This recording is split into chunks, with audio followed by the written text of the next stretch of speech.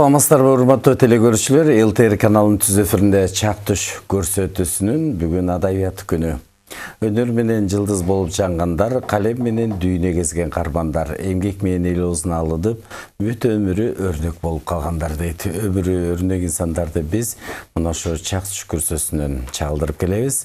Бүгүнкү биздин кадырлуу коногубуз дагы өзгөчө. Анткени мына ошо өмүрүнүн бардыгы мына ошо эмгекке арнап, кыргыз адабиятында өзүнүн орду бар. Көптөгөн китептердин автору.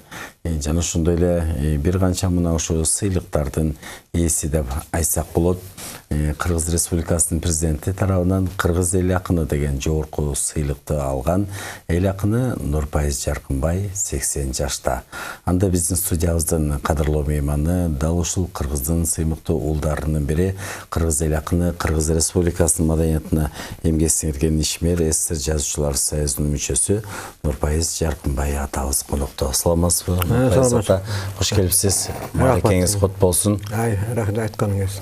Ал эми Нурпайыз атабыз менен балалык күндөрдү бирге өткөргөн, бүгүн дагы мына ошо эл сыймыгы болгон филолог, Кыргыз Республикасынын эмгек сиңирген мугалими, Манас ордени, даңк медалинин ээси Нуркалый Абдесов атабыз келип отурат.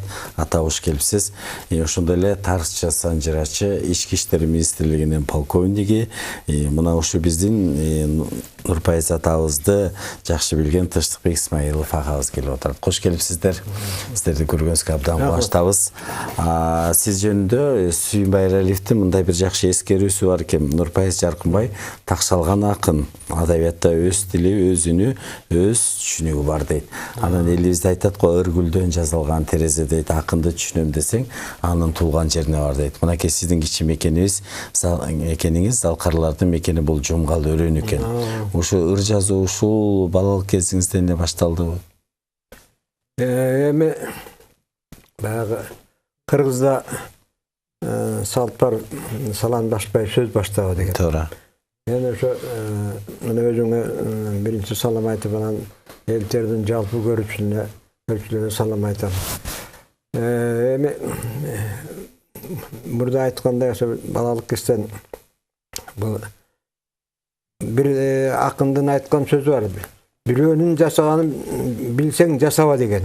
Бирөөнүн жасаганын билсең жасаба дейт. Мен өтүкчүнү ал билсин, мен аны жасабайм да. Өтүк турган мен билбейм. Мен ыр ултарганды мен жакшы билдим да. Анткени кичинекей кезимден калем кармап, айылда өстүм. Ошо балалыгым ошо Акталада өстү, Тоңсурда өттү. Анан кийин 54-жылдан баштап ошо Норбеш мектебине келип окуп калып, 57-жылы Норбеш мектебин бүттүм. Эми айылда жүргөндөгү ырга болгон менин ойгонум мындай болду. Ошо үйүбүздүн жанында бир клуб бар эле. Анан кино койчу эле, ошонун мен жетип барганда эле кино койгон киномеханик афишаларды орап туруп эле карагайларга жабыштырып кел. Кечинде бекер киресиң. Анан ошону мен ыр жазуума ошо эрте жанагы рекламаларды, сүрөттөрдү карагайга жабыштырып, анан кечинде кино көрүп, ошонткөндөн дагы таасирет окшот. Мен өзүм сүрөт тартчумун негизи. Негизи ыр жазганга чейин мен сүрөт тартчумун. Анан кийин ошо жетпей алган афишаларды колуң менен тартып, айнеке күндүрүнө чаптап туруп, анан чизиң деп ошо үйрөтүп, анан сүрөт тартып, анан кийин Чүкөв атындагы Норбештен бирде Чүкөв атындагы училищеге келдим. Общество жок экен, анан ага өтпөй калып, анан Норбеште 3 жыл окудум да. Анан бул шаарга эрте келишим жанагы ошо кезде менин жездеримдин бир иниси бар эле, бул деги Сабыр уулу деген. Академия иштеген акын да болчу, фолклорист болчу. Ошол каникулга барганда, жүрү шаарга барасың менен. Кабат-кабат тамдарды көрөсүң. Эшиги өзү ачылып жабылган автобустарды көрөсүң, машинаны көрөсүң деп. Ошентип кызыктырчу эле да. Тамдын үстүндө там санаган тамдар болот. Тепкич менен чыгат. Сиз үчүн анын баары жомок эле. özü kalgası öz asılı öz jabılgan avtobusu köpçüsünde bir 6. klasta alып geldi meni. Oşol ömür boyu esime gelip yaxşılap kettirdi. Gelip Növrös'te okudum. İnternetine yattım. Anan mesela 10. klaslı bitirek. Anan boş vakta jana Erkinlik bulvarına çıkıp şu Tügelbay atanı Ağlı Tokanbayıp'tı Temir Kılmet ayılıptı. Oğa çıkma bağırdı şunu karap görüp kalıp oşulurdan köp tasir aldı. Karanından ile. Ondan salamdaşıp şöyle şu ayakta. Növrös'te okuyoruz. Ana bir jol ayıp o degan nece vardı. Növrös'te adayattan sağık birçile. Tügelbay Sotbek'tin bizim zamanın kişileri degen romanı boyunca sağık oldu. Anan men aytıp kaldım. Ece bu göçöjele Tügelbay özüyle basıp jüreter. Özünü eşitip gelip sağık otmuyor dedim. Oy bola. Bunu jakşı, şoğa makul bolat beken dedi. Ana barıp aytıp gördü dedi. Ana barsam suyu jakın dedi. Arka Moskova köçesinin birisinde oturup. Barsam öyle Gesalı korosunu jatan eken da çalkalap. İki bütünde sürüp koyup. Ana şunu düşünme. Sizin sabak versin deyip Norveç çıkırattı desem. Oy, önümde kaç sabak dedi. Sizin romanınız söndü. Anda baram dedi. Ertesi gelip savat görkümüz. Oşuların bari bana köp tasir etti. Karans. Benim oşat dönen Erzincanlı Norveç üniversitede ötüp kettim. Avgeste akındardı en mıktıları Ernest Tursunov, Jalil Sadıkov, Esenbay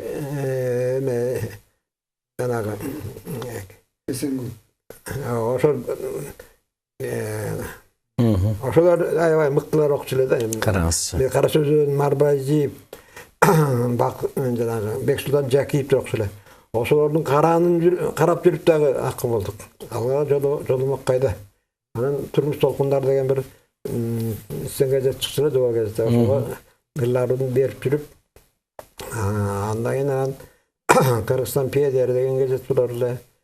Jaşilenci degen jurnal bularla. Oşoga barıp birdenlerler verip ançamsa çıkıp ana şontu Kırdı türötten anan bir jasqınga ötkümde şunu. Жақшы, ақын менен сүрөткердин мейкини чексиз деген сөз бекеринен болбосо керек. Ошо бири-бирине эмеде жакында эбай.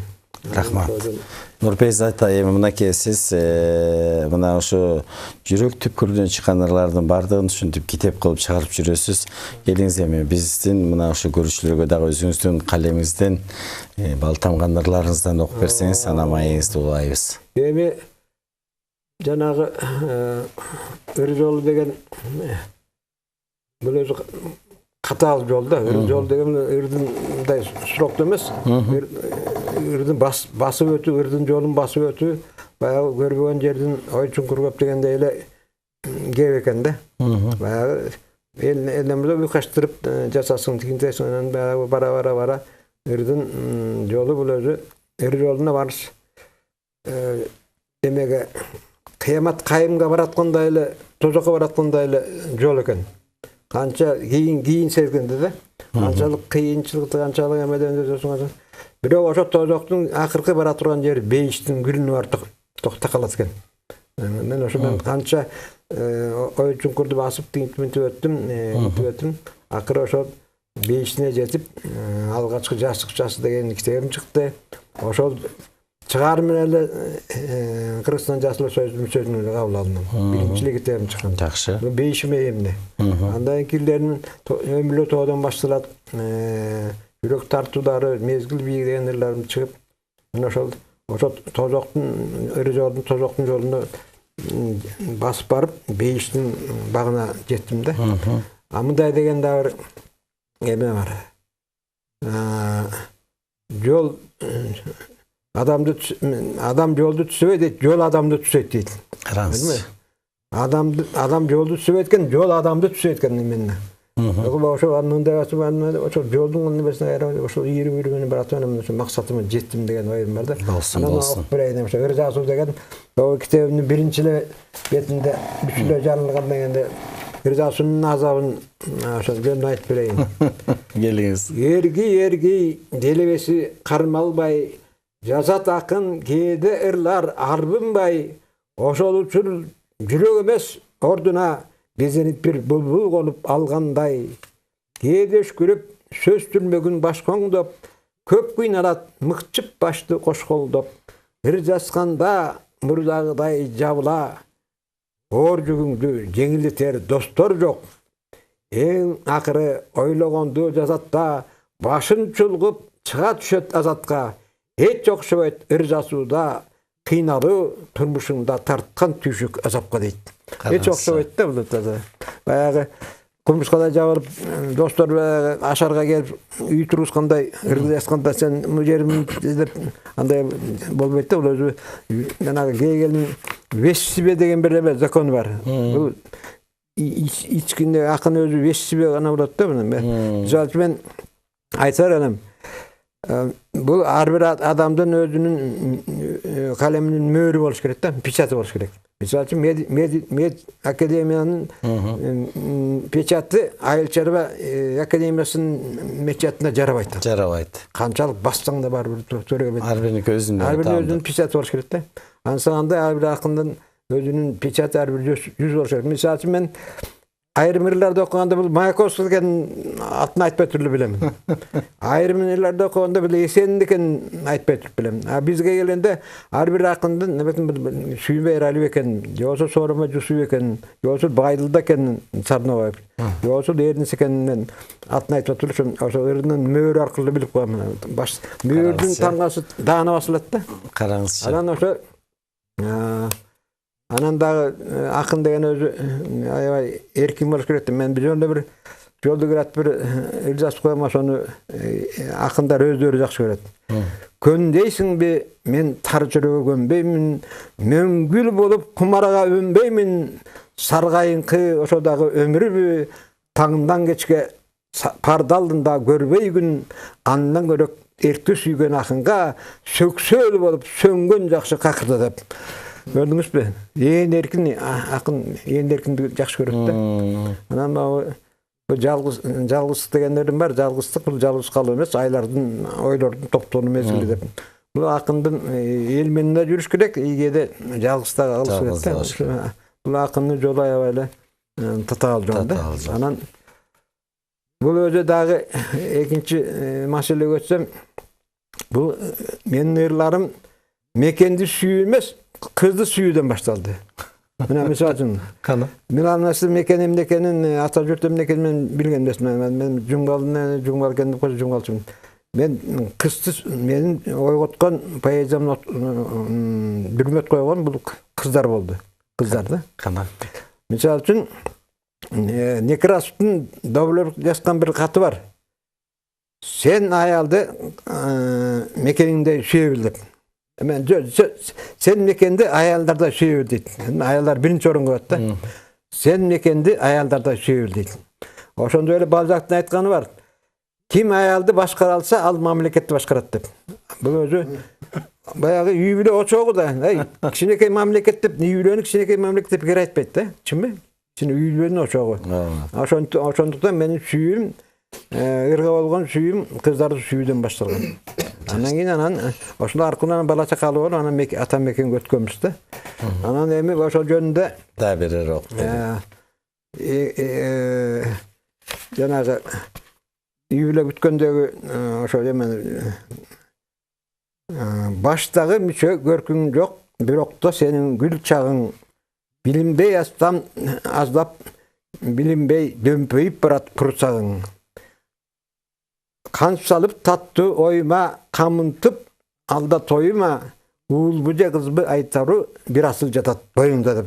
Aşa men gelinçeyim demetkende jaskamda. Жазғансың. Anan keyin balalı bolup anan keyin jaş kes.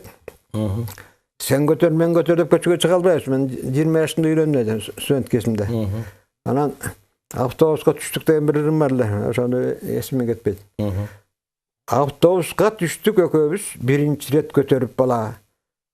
Ulgayıngı bolsa da bir top orun berdi bir kişi sağa.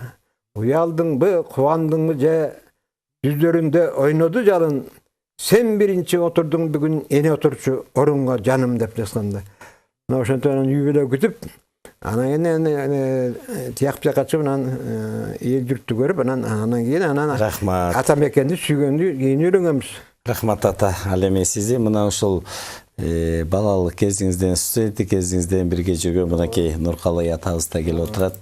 Ошол кезде эле Нурпайыс атабыз ушундай шайыр шайдоот, ушундай ырларын сизге окутуп калган учурлар болсо керек, Нуркалый ата. Нурпайыс экөөбүз бул университетке келгенде тааныштык. Бала чагыбыз да Нурпайыстын таекелеринде Акталада өсүп калды да. Анан бул жерге келип бир факультетте бир курста үчөөбүз болуп калдык. Санарбек Карымшаков, Нурпайыс, мен үчөөбүз. Нурпайысты буяктан жаңы тууган кылып тапканыбызга мен өзгөчө сүйүнүп калдым. Себеби тиги Санарбек менен бул экөө тууганчылыгы да бар да, бир айылдан болор эле. Анан бул жерде кадимкидей жакшы мамиледе болуп туугандык, ымалада болуп жүрдүк. Анан Нурпайыс ошо окуп жүргөн учурунда эле 4-3 курстарда болуш керек, үйлөнүп калды. Анан үйлөнгөндөн кийин жанагы университеттин түндүк жагында Ботсад деген бар, ботанический сад, ошонун оропарасында квартирада туруп калды да. Ал студент кезекте биз эми обществодабыз, анан көбүнчө Нурпайыстын үйүнө суббота-воскресеньелерде өзүбүздүн үйгө баргансып, ушулардын үйүнө ушу эмен Гүлжакан экөөнүн барып калчу элек. Кээде кечке чейин отуруп калсак, түнөктө калчубуз. Ошондо бир эсимде. Мен ошо барып, как раз ошол июнь айы болчу. Июнь айы. Бүтүп аттык беле Кудай, же 4-ч курста белек. Эсте жок. Анан кийин мага сыртка огородко төшөк элип берди. Кровать бар экен. Ошо кроватка салып берди. Анан уктап бир таң ата бир укмуштудай булбулдун сайраган үнүн уктум да, бактуу жер. Анан түм эле ушу уктап атам, булбулдун үнүн угуп, ого термемиреп жыргап атам. Анан баса. Ошондон кийин бир нерсеге мен таң калдым да. Азыркы учурда мен тиги эме үйдө турам, жер үйдө эле турам. Бирок огородум ээн эле мындай жерде бактуу шактуу эле. Бирок булбулдун үнүн уга элекмин. Ушу кезде. Эмнегедир анан мен бирөөлөрдөн бир сурап калдым, айтып калышты. Булбул деле жанагындай эркиндикти сүйгөн канаттуу экен да, эркин жана ээндикти сүйгөн. Ал мезгилде баягы биз студент кезекте эркин тиги анчалык деле этаждуу үйлөр көп элек, адам саны деле көп элек кезекте, ошон үчүн көрсө булбул кайсы убакта келсе ошол учурда бул жерден убактысын өткөрбөй сайрайтып турбайбы. Азыр болчу болсо, мына азыркы кезде мына майдын аягы июнда булбул келген кезек болот эле, сайрайт эле. Азыр жок, мисалы үчүн өзүңөр деле бир байкап көрөрсүңөр. Ооба. Ошентип бир эме биз жанагынтип туугандык санаа менен, туугандык катнаш менен ушинтип жүрдүк. Ошол анан бизден бир 2 группада 25-тен 50 болот эле. 50 студенттин ичинен бүтүргөндө бир 10 чактысы берген жанагы направление деп коет го, жолдомо. Ооба, жолдомо менен барбайбыз. Шаарда калабыз дегендер көп болуп чыкты. Көрсө алар таланты бар. Нурпайыска окшоп, мисалы үчүн. Ишти ала турган, ишти аныктап койгон керек болсо. Ошондой жолсо окумуштуу болом деп баягы окуп жүргөн учурда эле илимдин аркасынан түшкөндөр бар болчу арабызда. Биз болчу болсо мугалимдик эле жараса Кудай берди деп жолдомобузду ыраазы болуп, төш чөнтөктөн чыгарбай анан жөнөдүк да. Ошондо 10 чакты бала болуп калган эле, баары баягы чынында эле өздөрүнө шаардан орун табышып иштеп калышты. Ошонун баарысы жанагындай төбөсү көрүнгөн ошол мезгилдеги жанагындай таланттуулар. Жана Ашымов, Капар, Мырза Капаров, Стамов, Жанарбек Карымшаков. Ана Илимпостта бизде бир эме деген бар болчу, Асылбек Медетбеков деген. Бирок ал акын да болчу. Адабиятчы да болчу.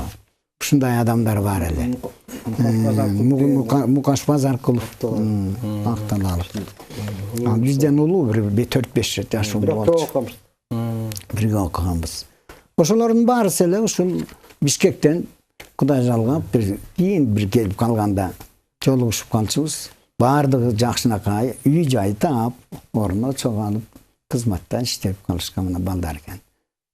Айтып атпайм, жанагындай өзүн ишенген, өзүнүн баягы ар жагында данеги бар. Көрөнгөсү бар адамдар.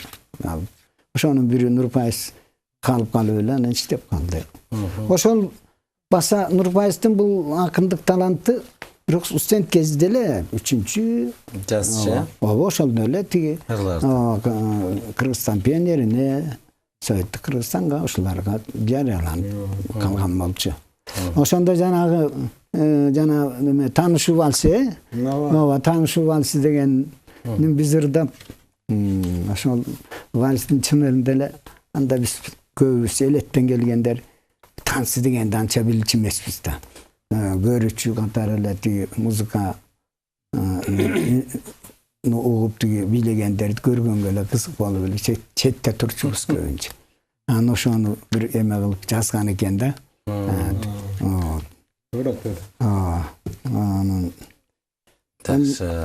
Анан баса Нурпайызда мен бир мынау акыркы чыккан китеби бир түрмөктүү толкундар деген. Ушул китепти окугандан кийин бир Нурпайыз жөнүндө мындай ойго келдим да. Жана эме болот. Өрүк комуз. Өрүк комуз илинип, кастарланып, илинип турат да көп учурда. Кээ бир учурда колго алынып, чертилген мезгили болот. Канчалык көп убакыт өтсө, өрүк комуз ошончолук жанагындай күрөң тартып, кара күрөң тартып чыңалат. Кыргызда чыңалып, комуз чыңалып калыптыр, чыңалган комуз экен. Көркүнө келип, тиги чыңалган комуз экен, көпкө турган комуз экен деп калат. Ошо сыяктуу адамдын дагы кээ бирөөлөр карылык жашка, терең куракка келгенде акылы, сергек акылы курчуп керек болчусу, акылына дагы акыл, адамга өмүр өткөнчө акыл кошулат. Барган сайын акыл кошулуп атат бирде жанагы Кытайдын бир эмеси бар, макалы. Океан канчалык мол болсо дагы тамчысы кошумча дейт. Ошо сыяктуу жанагынтип адамга акыл кошулуп, адамдын да акылы чыңалып, көбөйүп, ошентип. Мына азыр могу китепти окуп, ушундан кийин Нурпайызга ушундай ойдо болуп калдым. Нурпайыздын акылы чыңалып, эмесине жеткен чек экен, күч кубатына акыл деген ойдо болдум. Себеби ушул чыгармасы эме китептеги 2015-жылы чыккан экен. Акыркы эме китептерден болуш керек ого. Анан ушунда 4 Кыргыздын атактуу 4 көл жөнүндө жазылган экен. Көл жана Ысык көл, Сөң көл, Чатыр көл, Сарчелек. Ушу көл жөнүндө жазыптыр. Бул көлдү жазууга бирден бир эмеси бир түрткү берген себеби болгон экен. Жоомарт жанагы кыздын калы болот го бетиндеги. Калга салыштырыптыр да бир көлдү.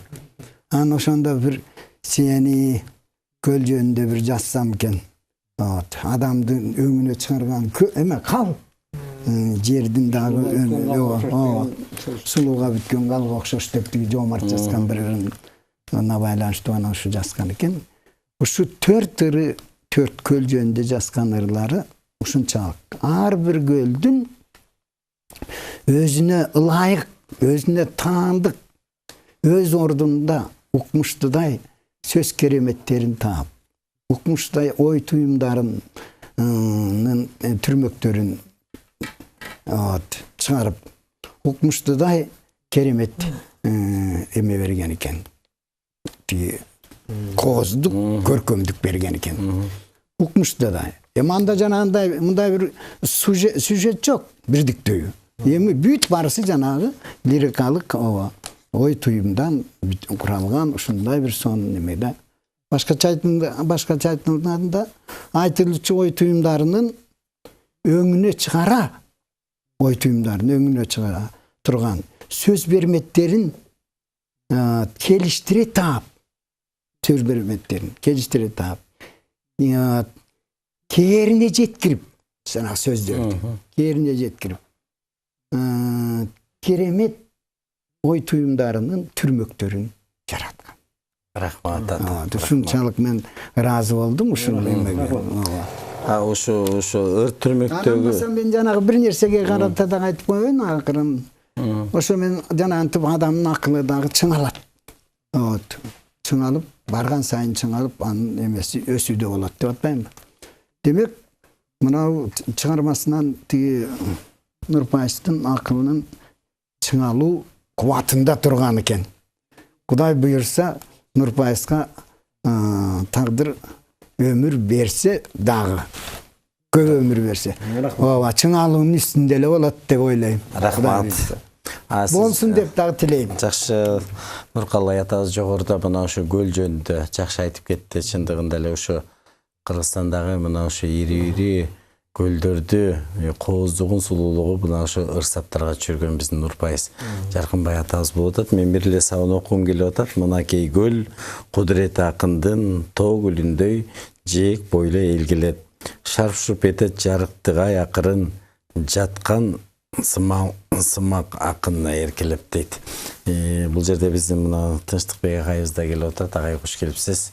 Тарыхчы сажырачы катары негизи эле ушул Нурпайыз Жаркынбай атабыз баягы көргөндөй жогоруда өзү да окуп атпай автобуска түшкөнүн, кызды салыштырганын, көлдөрдү салыштырып жазып атканын, негизи эле ушу Нурпайыз атабыздын темасы чыгармачылыкта аркылуу экен да.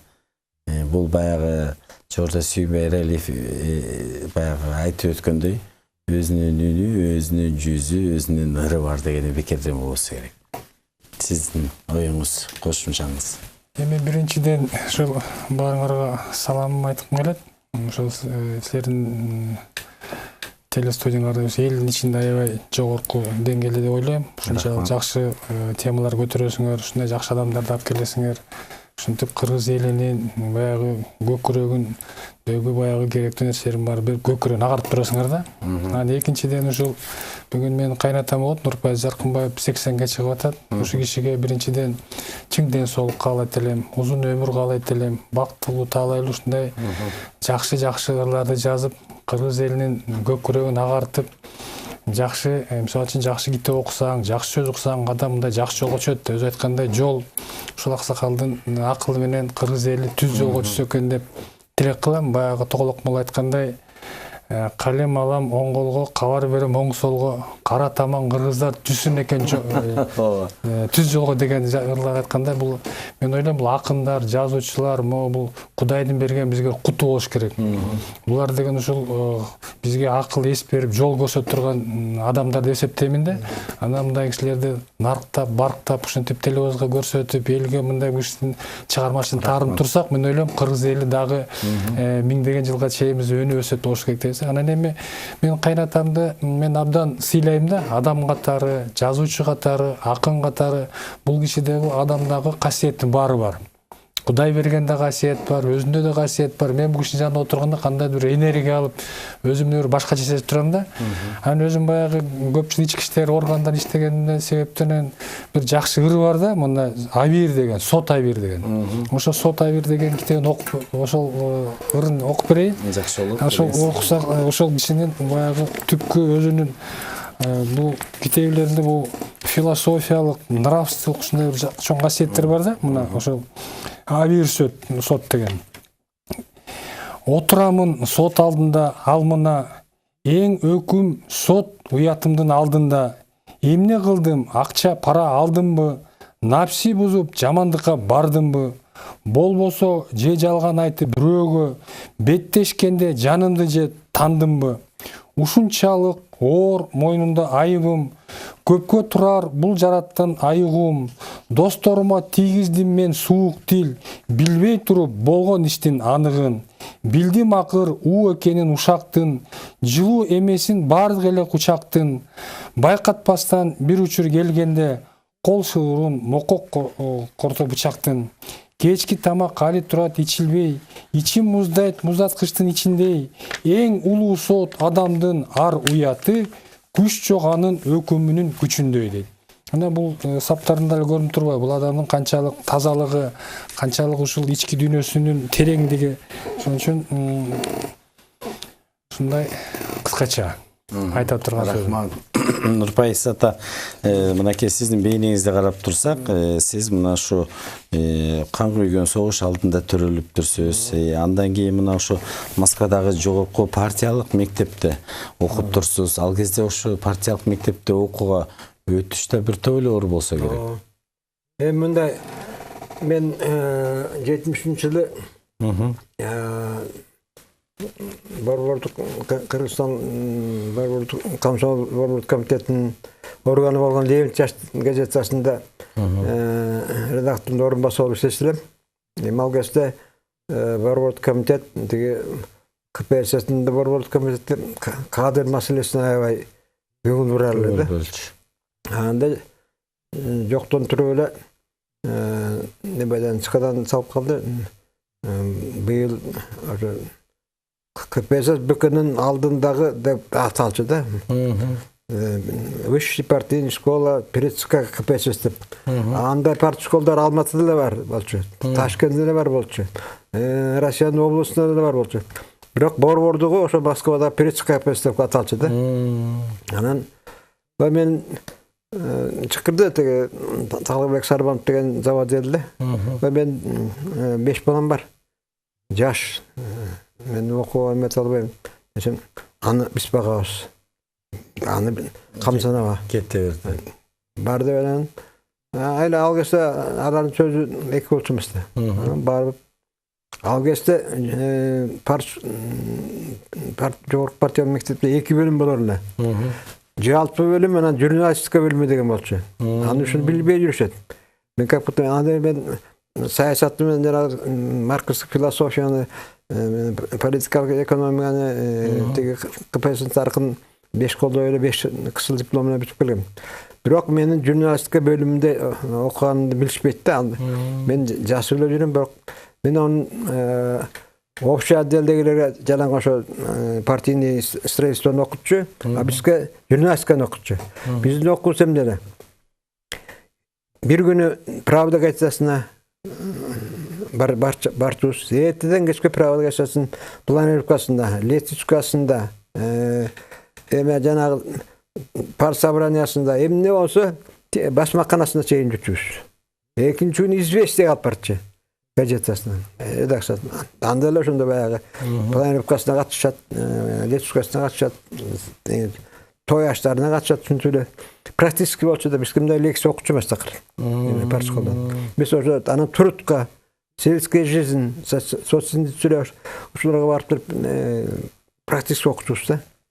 Сабакты. Ошондон мындай көрүп эле эметип ошол конспекттелеп эметчүран кес-кесте келип баягы аябай мыкты эмелер келип туруп лекция окуп кетчү.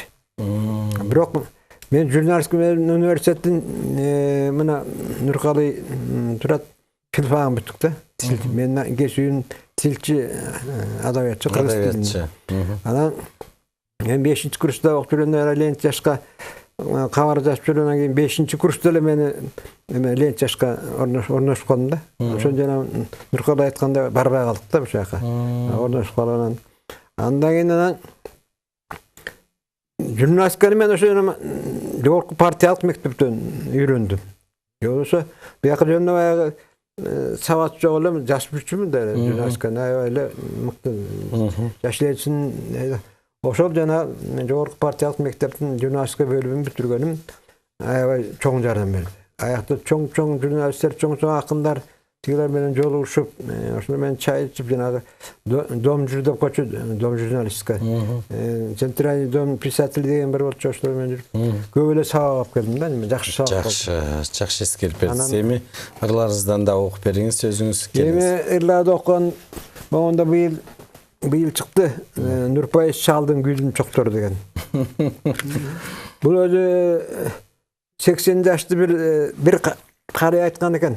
Şu 80'e gelip Bıltıkay bulamıkta aytat Bıltıkay gelip karşıdan atın Bıltıkay dep atkan. Benim eski adı Bıltıkay. Oşol ökünüptü deyt. Şu 80 yaşka gelip Bıltıkay jeyim degen oyumda var bile dep. Ökünütmüş. Ansağında men Bıltıkay jeyinge men ökünbeyim. Nabarat oşo mena teң tutarım menen çoğu жүрüp çoğu жүрüp emetken men 80 yaşta bir jolu rahmatlık sorun bayak ayttılar. Şu Araşan'da Jusuyuf. Al sorun oğlu olsa Cünay Mavlanıp çalatmış. Sorun bayak. O 80'in dili sonun yaş duruyor yüzünde. Sonun lemeti ben 80'in nüvesini görü ayttılar da sorun bayak. Anan o şöyle yolgusu olup Cünay Mavlanıp kaç bul kaldı. Ansanda men 80'in anın devletim sopsununda katmam burada öyle. Bayağı uzak ömür versin. Bir nörlü napsasa 8 yaşta bala olup kılat kısında. Ansanda daha bir ayet arban kılgan eken kart ögüs minsemdagi kart ögüs minsemdagi kartaganma karabay eldin köşünөн erçip жүрөөрүn деп. Ansanda 37 avtobus sürüt. Oşo kart ögüslerden. Oşo minip alıp ele silerge geliverim yakta. Elden kalbayım da. Rahmat ata geliniz. Bir oku desen oşo en akırksın okup bereyim. Nurpayız çaldım boğdu süygen jarım menen çükön süretim berle. Oşo anargan bunday bir çaydın güdün çoktorunda bayağı ataydın güdün çoktor emes bu yaşlık kestes görüyor. Bunday bakavını yıllarda emet ırlar yok. O kestir ayatın demede o yaşlığında o azıcık yaşlıdan görüp alıp o güyüp atkanımda hepsi de şunda bolgan ekemiz. Biz de şunu kız kucaktab boşta turgan ekemiz degende oylar vardı. Şonu bari eskeriyor. Şonu bari eskeriyor. Geliniz. Mınakay. Buna çın makabat kempir menen çalda var deydi. Buna bayakçama köşü bir yıl başkuşu 60 yıl oturdu. Çınıgı makabat köşü de. Munda degen içine keyde var. Munda degen Kadepmaga avışka çal karıya öğünü ulup katru tüyçü canıma. Azoğa kalıp bastırık tuğcan boldum. Jonumuzga nevreleri jabıla.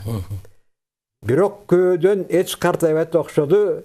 Keyde kem oyun salat şoktoru. Yaltut etken bu da göğü emes mi? Bu Nurpayız çaldım güdüm çoktoru deydi. Hemen ansaranday karadım ardında beşkereken. Bu gökürek kaçan Kuday kançalık jaş berse, oşonu Kuday kutkulsun. Al adamın özünün eken, göğden üy bilen el jürtten tınç bolsa, eleman bolsa, jürtağın bolsa, üy bilen jakşı bolsa, jöröz bolsa, 80 jaş gelmez kanan. Eyli kut bolsun, ata bar bolsun. Men aga ökünbeyim. Rahmat. Sizin beyningizde qarap tursak, mınaki siz Jogorku partiyalыk mektepten jurnalistika fakültetinden bilim algandan Kırgızstan Kommunisti jurnalının madaniyat bölümü redaktörü olup işleptirsiz. Kırgız ensiklopediyasının başka redaksiyasının ilmi redaktörlük kızmatında işleptirsiz. Жазуучулар Союз Başkarmasının tekşiri komisyasının төрағасы olup tursiz. Oşunda neni tekşirdiңиздер Жазуучулар Союзунда? Oşunday makalardı var. Ya emal geçti. Çıngiz Törekuluç Jaslar Soyuzda Törek olup gelip kaldı. Anan orunbasarı Jolan Rahmatlık Jolan Mahmutov degen yoldaşım ile dostum ile de. Azizler tegi meňdi Memazarov degen bayçası menen katıp жүрөбüz. Жақсы. Analla Jolan arkaly oldu. Tegi ay dep Çıngiz kaýsa örekkäm. Çıngiz meni ança tanyp etdi. Şunda bir komünist jurnalist abdan Abdertetті tınç tiyinde жүрген үшін tekşiri komissiyanın төрағасы kılaldım. Aytsa gerek anan Чыңгыстыгы айтып аткан макул болот. Анан 2 жыл 2 сейде ошо текшерүү комиссиясынын төрагасы болдум. Анда эмне бухгалтериянын эсебин деле анча деле билчү эмесмин. Эмне жеп атат, эмне коюп атат, эмне гонорар берип атат. Ошондо эле. Деп анан барак текшерип жүрдүк ба, жолун экөөбүз мага жардам берип жүрдү. Машинасы булар эле Арашан дегенден 20 километр үй бар, ал келсе көмүр менен өтүп чакчы. Жазушылар үйүндө, Эсал үйүндө. Анда көмүр менен анан бир жолу жолун айтып калды. Жүрү.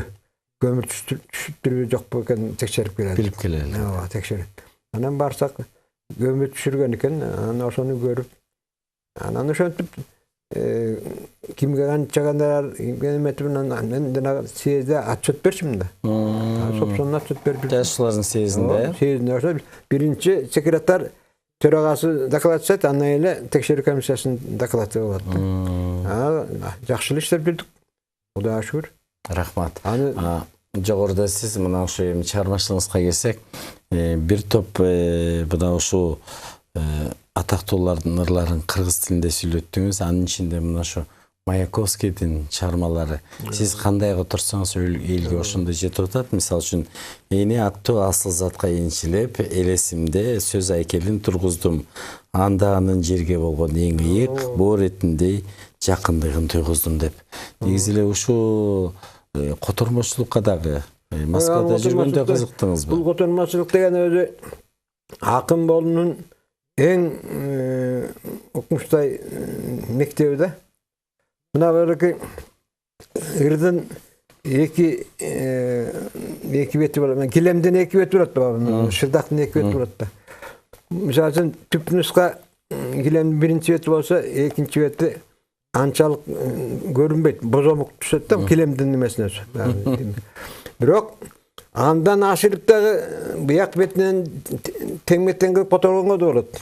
Андан суя өзүнүзгө көрүп экинчи беттин биягынын карасында мында баягы саркестеп неметкендей болот да, которма дал келет да ошо ана. Экинчи бетине, килемдин экинчи бетине бозоргойт кадимкидей. Мен ошо Маяковскийде университет окуп жүргөндө которуп жүрдүм, эме деген жолдош Ленин менен сүйлөшүү деген нери бар. Портретін коюп Ленин менен сүйлөшкөн эмес. Портретін менен кабинеттин ары бери басманан Ленин менен сүйлөшөт да. Кадимкидей тирүү кишине. Анан Москвада окуп жүргөндө Горький атында көчөдө таңкайган эстелиги бар Маяковский. Азырда турат. Ошону карап анан «Во весь голос» деген бир поэмасын бүтпөй кеткен.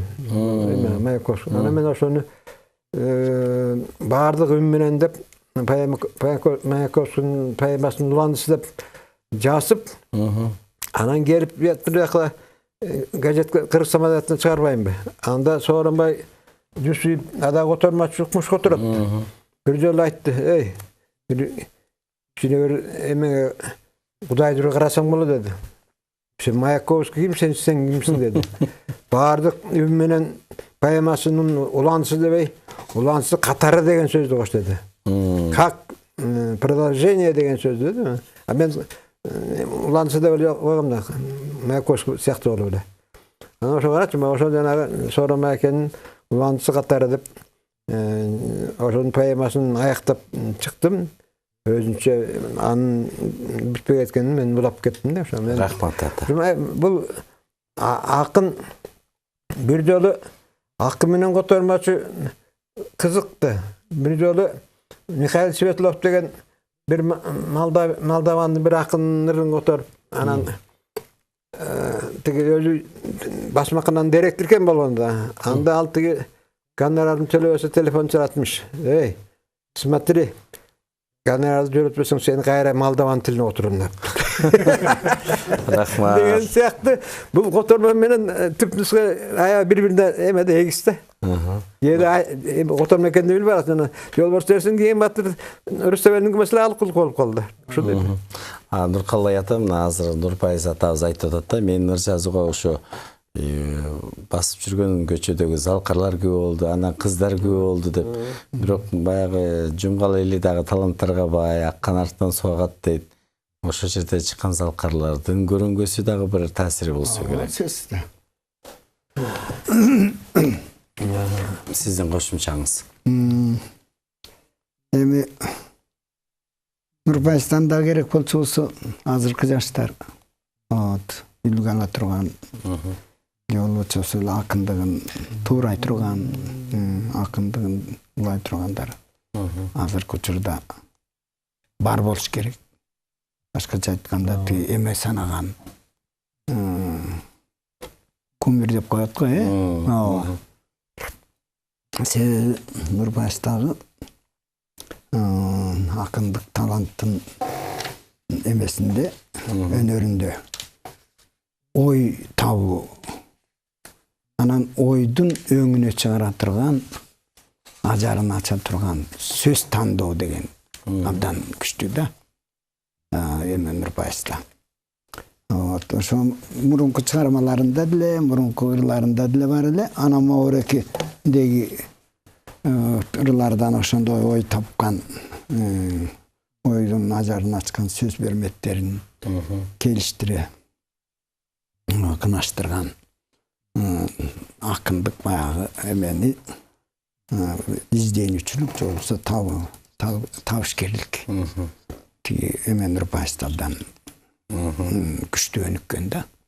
Чыныгы профессионал бир мындай да, адабиятты мындайларды айтат, чыныгы профессионал акын деп коет. Рахмат. Ташпай агай сизге берели. Мен айтып турган болсо, атабыздын мен ушу азыркыча ушу таң калам да. Түнкү саат 12-ден баштап 6-га чейин дайым иштейт мына. Кенедейинен баштап мына азыр түн ичинде барсаң, Көйнө алганда. Бул кишинин режими мындай да, кечинде бир 7-де жатат, 8-ге чейин уктайт, 7-де чай ичет, анан кийин 12-де туралып, 12-ден таң атка чейин иштейт да, азыркыга чейин мына 80 жашка чейин чыкса, мен жагын күйөө алып келгенде да мында ошондой болчу режим, азыр да ошондой да. Ушунчалык талбаштыгы, эмгекти сүйгөндүгү, мен ушунча таң калам да. Анан жанагы бир больницага спецбан жатып калды, бир жанагы цирктин директору. Анан барсам айтат, сен мага штраф төлөйсүң. Эмне болду? Экөө бир палатада жатыш экен да. Анан бул киши ал 12-ге чейин басып жүрөт экен, 12-де жатат экен. А бул киши 12-де туруп иштейт экен да. Аны уктатпайт экен да.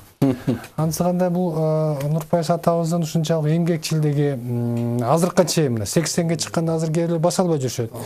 Анан сиз айтканда бул улам жаш өткөн сайын атабыздын баягы кадамы күчөп, ушунчалык сөздөрүн дагы таамай түшүп, мына азыркыга чейин мына көчөгө мына китептерин басып чыгарып, анан үйдө толтура эмгектердин баары.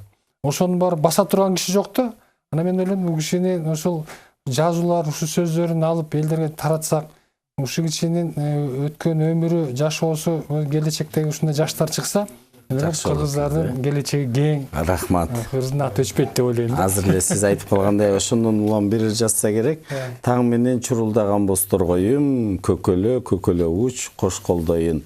Мезгилде ушунча көп аткарар иш, өзүңдү көрүү кайда бош болбойн дейт. Демек, бош убакыт болбойт экен. Дагы жолу юбилейиңиз кут болсун эми Нурбайс ата. Калың элдин, баягы элдин уулу болуш бул урмат дейт. Бүгүн мына бактылуу карлыкка жетип, бактылуу турмуш кечирип отурасыз. Сизге ырайчылык билдирели, арыбаңыз. Кудай бурса дагы көп жашап, дагы элиңизге дагы жакшы мына ушундай акыл насатырлар жазып жүрө бериңиз. Сиздин бир тилегиңиз болсун эми ыйык Рамазан айында жалпы телекөрүүчүлөргө. Эми жана айтып кеттим, эми Кудайдын берген жашын жашайлы, жанагы өзүн айтып келген сүйүнбөй элек баягы 95-ке чыгып, ошондо бир жолу 100-ке чыгыңыз десе, респекте бар. Эмне 100дөн арда жаш жок экен деп тамашалап ансагандай жашка умтулбайм. Кудайдын берген жашын жашайлы. Эл журт аман болсун. Рахмат. Калыгул атабыз айткандай, элден эл ичинде бийиксиң, элден чыксаң кийиксиң дейт. Баягы киши кийик болуп кетпей, кыргыз эли ынтымакта, биримдикте элдердин, силердин дегерегерде келип, өздөрүнүн каалоо тилектерин айтып, Рахмат. Күнүңөр өсө берсин. Рахмат ата, дагы жолу 80 жылдыгыңыз кут болсун, бар болуңуз. Мына ушундай өзүңүздүн жаныңызда жакын замандаштарыңыз менен, бир туугандарыңыз менен бар болуңуз. Ата журтум таң бердиң, адымыңе турат нуржап, түн түшпөйт кара кеме, кал окшогон төрткөлүң ай чырайлуу, чык таткызды сыя болуп калемиңе дейт. Мына ушундай кыргыздын кереметтүү жери Төрткөлдү жазган акын Нурпайыз Жаркынбаев эл акыны аталып бүгүн 80 жашты бактылуу турмуш кечирип жатат. Биз да агайыбызга ийгилик каалайлы. Урматтуу телекөрүүчүлөр, ушу менен чактыш көрсөтүүсү соңуна келип жетти. Дагы жолу туткан орусуңуздар кабыл болсун. Саламатта калыңыздар.